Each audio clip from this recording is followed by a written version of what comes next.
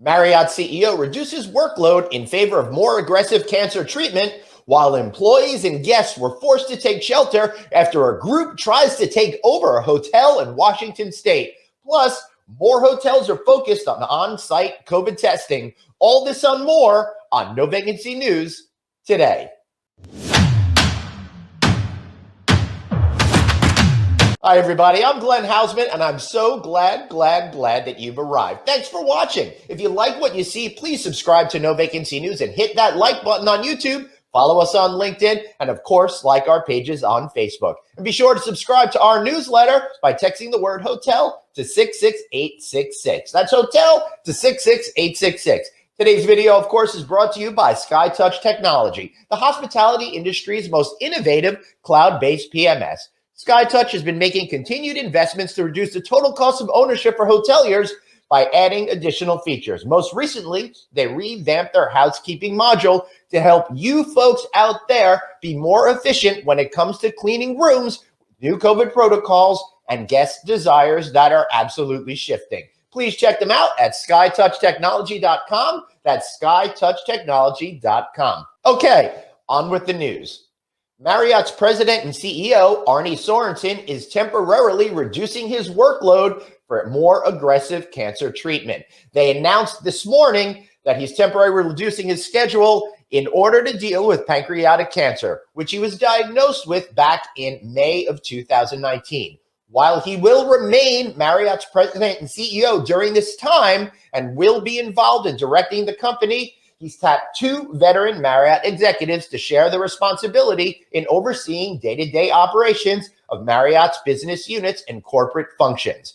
Stephanie Linartz, Group President, Consumer Operations, Technology, and Emerging Businesses, will oversee the company's international lodging division, as well as legal, human resources, communications, and public affairs, while Tony Capuano, Group President, Global Hotel Development, Design, and Operations Services, will oversee the company's U.S. and Canada lodging division and finance. Let's all be sure to send Arne Sorenson some positive energy, some good vibes as he's dealing with this. We wish him well and all of the folks over at Marriott lots of success going forward. Meanwhile, in Olympia, Washington, employees and guests at a hotel were forced to take shelter on Sunday after a homeless activist group tried to take over the property and give beds to people experiencing homelessness. It all happened at the Red Lion Inn in downtown Olympia, also known as the Governor's Hotel.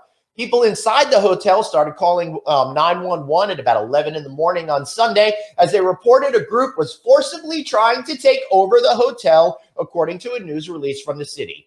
Hotel employees said roughly 45 activists were armed with hatchets, batons, knives, and had gas masks, helmets, and goggles to prepare for confrontations. How scary is this? Can you imagine what it's like being somebody at the front desk of the hotel, making an hourly wage, having to deal with this particular crisis? Jeez, what craziness. Workers sheltered in the basement and hid out before police escorted them out of the hotel, and one of the employees reported being assaulted. At the time, about 40 rooms were booked with guests, and they all had to hide in their rooms for several hours. Now, the group behind this was called OLI Housing Now, had earlier reserved about 17 rooms that were occupied by people experiencing homelessness when they stormed the building.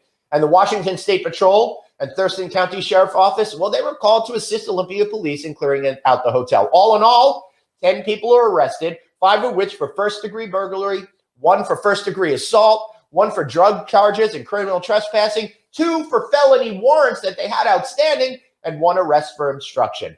Mayor Cheryl Selby said in a news statement, making sure our unhoused residents have access to safe and affordable housing has been Olympia's priority for more than a decade.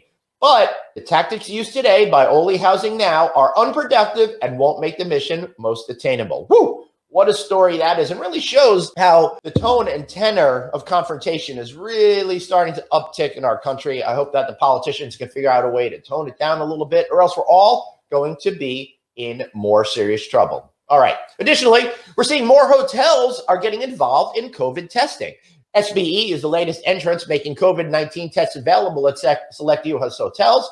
In this case, at their SLS, Hyde, and Mondrian properties in Miami and Los Angeles will be the first to debut on-site PCR, rapid antigen, antibody, and self-administered self-administered PCR tests for guests and employees. So the online testing is being handled by a third-party BlueMed consultants, with PCR results being promised within 24 hours and antigen tests returned in just 10 minutes. Self-administered PCR tests provided by PreCheck by X Labs have results within 24 to 74 hours. Guests at the Miami properties will be able to schedule appointments between 12 and 8. You have health insurance, it's free. There is a charge if you don't, of course.